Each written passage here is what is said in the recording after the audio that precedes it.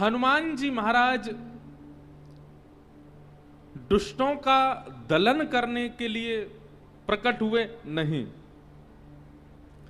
श्री हनुमान जी महाराज अपने प्रताप को प्रतिष्ठित करने के लिए प्रकट हुए नहीं। श्री हनुमान जी महाराज अपने पराक्रम से संसार के लोगों की पीड़ा, विपत्ति, आपत्ति, कष्टों को दूर करने के लिए प्रकट हुए नहीं।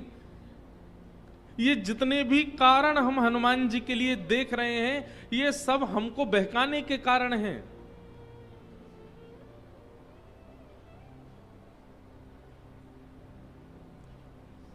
श्रेष्ठ भक्त का एक लक्षण होता है कि वो अपनी भक्ति को, अपने स्वभाव को छुपाता है। हनुमान जी महाराज ने विकट रूप धारण करके, गदा हाथ में लेकर के, बानर के रूप में आकर के और अपने दुनिया भर के गोस्वामी जी से लिखवा करके प्रसंगों को हम आप सबके मन में ये बात प्रतिष्ठित करवा दी हनुमान जी ने कि वे केवल दुख दलन करने वाले हैं, वे केवल कष्टों को निवारण करने वाले हैं। भूत पिशाच निकट नहीं आवे, महावीर जब नाम सुनावे। ये सब हमको बतला करके हनुमान जी ने अपने मूल रूप को छुपाया है। हनुमान जी का मूल रूप ये सब नहीं है। हनुमान जी का मूल रूप तो प्रभु चरित्र सुनवे को रसिया, राम लखन सीता मन बसिया। ये मूल रूप है हनुमान जी का। लेकिन कहीं मेरी भक्ति को, मेरे प्रेम को नजर ना लग जाए, इसलिए भूत पिशाच निकट नहीं आवे, महावीर जब नाम सुनावे और आदि आदि भावों से ऐसा प्रतिष्ठित कर दिया कि अनंत बलवंत श्री हनुमान जी महाराज केवल बल के प्रतिनिधि हैं। नहीं,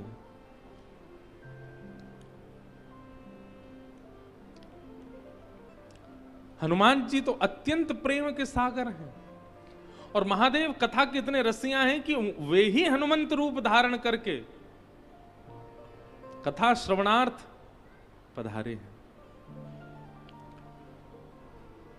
तो भीगे देव अगर कोई कहे तो कौन है भीगे देव? महादेव 24 घंटा भीगे ही रहते हैं। भीगे रहने का मतलब तात्पर्य क्या है? वे प्यासे हैं। किसके प्यासे हैं? रामचरित्र के प्यासे हैं, कृष्ण लीला के प्यासे हैं। हमारे ब्रजमंडल में कितने रूप हैं महादेव के। नंदगांव चले जाओ तो नंदीश्वर, गोवर्धन चले जाओ तो आशीश्वर, चकलेश्वर, मथुरा चले जाओ तो भूतेश्वर, और वृंदावन के तो सबको जानते ही हैं। वृंदावन में कौन है? गोपेश्वर। महाराज नंदगांव में तो श्री महादेव ऐसे बैठे हैं। कहां बैठे हैं पता है? यशोदा मैया लाला को जब नवावे, रसोई घर में गुसल खाने में ले जा करके जब लाला को नवाए वे, तो जहां से श्री लाल जी के तन पर पड़ने वाला जल जिस नाली से बाहर आता, महादेव वहीं बैठे हैं। ठाकुर जी का अभिषेक युक्त जल ही मोरी में है के महादेव के ऊपर आता, वहीं बैठे हैं श्री नंदेश्वर महादेव। वहां बैठ करके श्री ठाकुर जी के चरणामृत से ही पूरे दिन अभिषेक अपना करते रहते हैं। ऐसे श्री महादेव रामचरित्र, कृष्ण चरित्र, रामलीला, कृष्ण लीला सुनने के अनन्य रसिया। तो हमने तो एक संकल्प धारण किया है मन में कि पाठक परिवार कथा कराए तो ही हम राम कथा सुनावेंगे। यह भी एक प्रकार से महादेव यूं कहेंगे कि भाई ये तो गलत है, पर अब हमने ये भी भाव रखा है कि हम अपने प्रयास से भी करेंगे कि हम महादेव जहां जहां विराजने उनको श्री रामचरित्र सुनाने के लिए जाया करेंगे। और भागवत हम पूरी दुनिया को सुनाएंगे, पर राम कथा केवल महादेव को सुनाएंगे। अगर कल को कोई हमसे कहे भी कि हमें राम कथा सुननी है, तो हम कहेंगे ज्योतिर्लिंग में चलो, वहीं सुनाएंगे। राम कथा अब और कहीं हमको ऐसा लगता है कि हमको कहने में हम असमर्थ हो जाएंगे, पर वैसे तो अभी भी असमर्थ ही हैं। पर महादेव, ऐसा हमको बार बार कल से ही प्रतीत हो रहा है कि हम किसी को नहीं सुना रहे हैं, महादेव ही सुन रहे हैं। जिस प्रकार का कथाओं का व्यवस्था होती है, उस व्यवस्था से ही हमारी कथा निकलती है। कई बार यहाँ कई चीजों में अब कूलरों की इतनी आवाज है कि हमको अपनी आवाज ही कम आ रही है, संगीत के स्वर ही बहुत कम सुनाई दे रहे हैं, पर ये मन में भाव आ ही नहीं रहा है कि आपको सुनाना है। मन में यही भाव है कि नहीं, महादेव सुन रहे हैं बैठ के, तो उनको श्रवण करानी है, तो उस भाव से प्रकट हो रही है चर्चा। तो आज से बालकांड का प्रारंभ हम कर रहे हैं। सब जानते हैं अत्यंत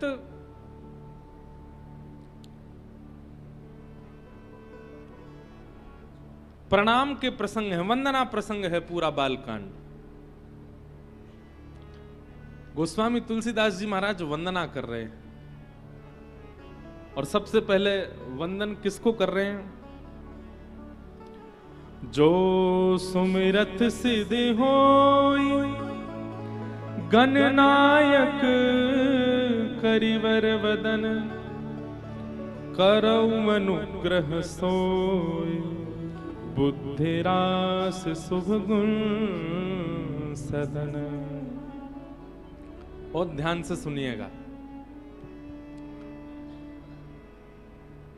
सबसे पहले किसको वंदन कर रहे हैं? श्री गणेश जी को।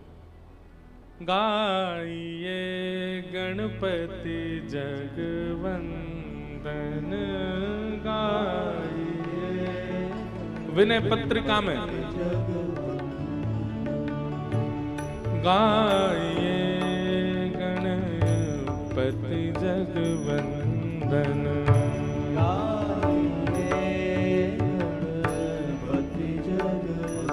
ये एक प्रकार से बहुत सावधानी से सुनिएगा। हम राम कथा गाने में थोड़े पर्सनल हो रहे हैं, और पर्सनल किस भाव से हो रहे हैं कि हम विशेष रूप से हम पहले ही कह रहे हैं कि हम आपके लिए नहीं कह रहे हैं कथा, हम अपने लिए और महादेव के लिए कह रहे हैं। तो एक प्रकार से आज से मानस जी का ये प्रारंभ जो हो रहा है, हम गणेश वंदना अपने लिए कर रहे हैं कि हमारी मानस जी की इस यात्रा में कोई विघ्न ना आए। हे गणपति जी, हमारी रक्षा करना, हमारे भाव को सुदृढ़ करना। विनय पत्रिका का सबसे पहला पद गोस्वामी तुलसीदास जी महाराज गा रहे हैं। गाइए गणपति जगवंदन, गाइए गणपति जगवंदन, शंकर सुवन भवानी नंदन, शंकर सुवन भवानी नंदन, शंकर सुवन भवानी नंदन, शंकर सुवन भवानी नंदन, गाइए गणपति जगवंदन, गाइए गणपति जगवंदन, सिद्धि सदन गज बदन विनायक, सिद्धि सदन गज बदन विनायक, सिद्धि सदन गज वदन विनायक, सिद्धि सदन गज वदन विनायक, कृपा सिंधु सुंदर सबलायक,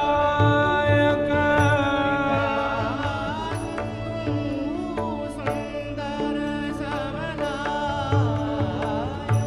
कृपा सिंधु सुंदर सबलायक,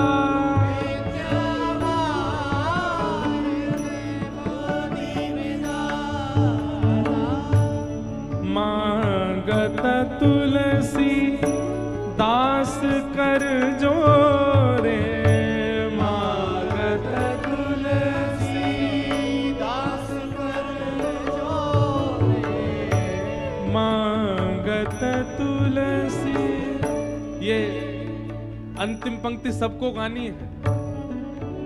ये भाव हमारा भी होना चाहिए जो गोस्वामी जी मांग रहे हैं। मांगत तुलसी दास कर जोरे, मांगत तुलसी दास कर जोरे, बसहि राम सिय मानस मोरे, बसहि राम सिय मानस मोरे, बसहि राम सिय मानस मोरे, बसहि राम सिय मानस मोरे, गाये गणपति जगवंदन, गाये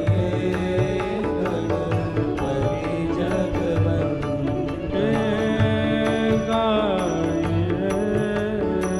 गणपति जगवंदन। गाये गणपति जगवंदन। जो सुमिरत सिद्ध होई, गणनायक कवि बदन, करो अनुग्रह सोई, बुद्धि रास शुभ गुण सदन। गोस्वामी तुलसीदास जी महाराज गणपति वंदना कर रहे हैं। पहले सबसे पहला प्रणाम गणेश जी को कर रहे हैं। और जब संस्कृत का मंगलाचरण किया तो वहां पर भी वर्णानाम अर्थ संगानाम रसानाम छंद सामपि मंगलानाम च कर्तारौ वंदे वाणी विनायको। दो लोगों को वंदन किया है। सब लोग इधर देखो, सावधानी से सुनो। वाणी विनायको, हमारे जीवन को श्रेष्ठ बनाने में इन दो की ही सहायता चाहिए। पहली तो वाणी, वाणी यानी कि सरस्वती, वाणी की अधिष्ठात्री, और दूसरी विनायको, विनायक यानी कि गणपति।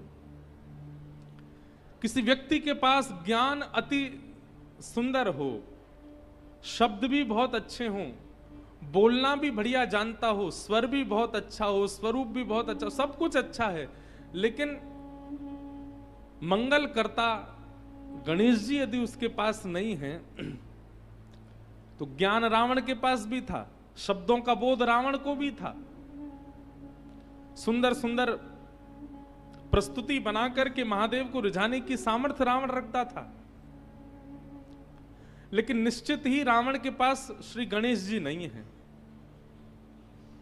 और ऐसा मुझे कभी कभी लगता है कि रावण महादेव को प्रणाम करता था तो महादेव के बगल में बैठे हुए गणेश जी को देख करके रावण सोचता होगा, मैं महादेव का शिष्य हूं, आप महादेव के पुत्र हो, और पुत्र गुरु का, पुत्र और गुरु का शिष्य एक प्रकार से भाई भाई के समान होते हैं, तो भाई का नाता रखने के कारण कभी सम्मान बुद्धि शायद रावण के चित्त में प्रकट हुई नहीं गणेश जी के प्रति, इसीलिए उसका अनित हुआ। गणेश जी का सम्मान उसने किया होता, गणेश जी के प्रति उसका आदर भाव रहा होता, भैया आप महादेव के उपासक हो, इसका मतलब है कि महादेव पंचायतन संपूर्ण परिवार आपके चित्त में होना चाहिए। अकेले महादेव को भजने से कोई काम नहीं बनने वाला है।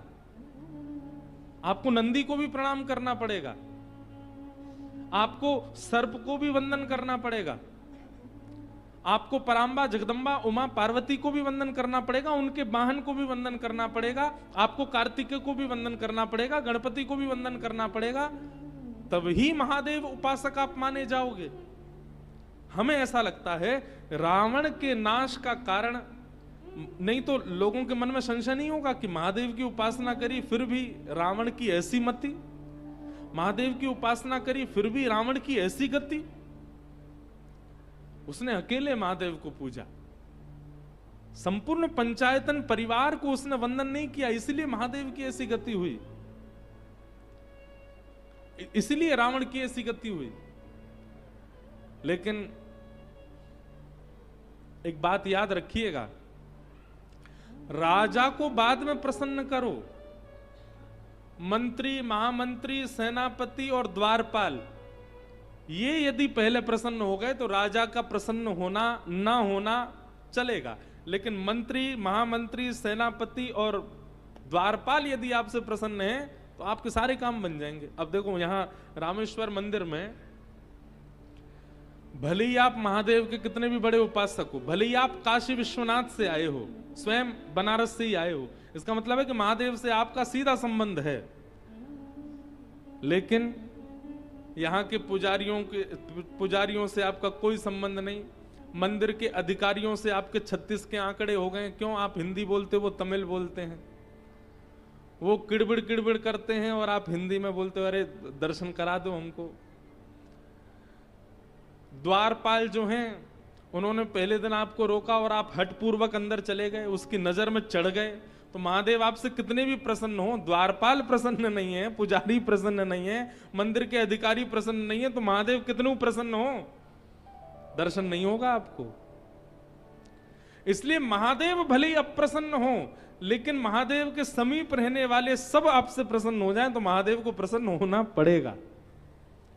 ठीक वैसे ही महादेव से पहले गणपति पूजो। 2 दिन हो गए हमको अभी तक रामेश्वर भगवान के दर्शन ही नहीं हुए, तो हमने आज पहले ही गणेश जी की वंदना करी है कि गणेश जी प्रसन्न हो जाएं। अभी पार्वती जी को भी प्रसन्न करेंगे, उसके बाद कार्तिकेय भगवान को भी नेक रिझाएंगे, राम जी को वंदन करेंगे, तो महादेव को कपाट खोलने पड़ेंगे, अपने आप सारी व्यवस्था करके हमको बुलाना पड़ेगा। वंदे वाणी विनायको, सबसे पहले सरस्वती और गणपति इन दोनों को वंदन किया। सरस्वती मात्र जीवन में आ जाए मतलब ज्ञान आ जाए, और गणपति ना आवे। गणपति का मतलब क्या है? विवेक, सही और गलत की पहचान। ये कौन कराता है? ये गणेश जी कराते हैं। और जिस पर गणेश की कृपा नहीं है वो विवेक शून्य हो जाता है। इसलिए पहले गणपति वंदन किया, जिनके स्मरण से सभी कार्य सिद्ध होते हैं। अच्छा एक बात बताएं, भागवत जी की एक बड़ी सुंदर कथा है। जब समुद्र मंथन हो रहा था, बहुत ध्यान से सुनिएगा, जब समुद्र मंथन, हमारे सौरभ भैया रोज हमको